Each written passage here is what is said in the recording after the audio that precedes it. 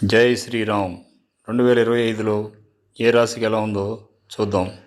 అంతేకాకుండా గ్రహస్థితిని బట్టి దేశంలో ప్రపంచంలో ఎటువంటి మార్పులు వస్తాయో చూద్దాం.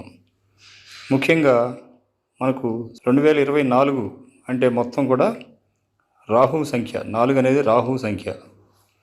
ఈ రాహు అనేక రకాలైనటువంటి ఇబ్బందులు పెట్టాడు. అనుకున్నట్టుగానే జరిగింది.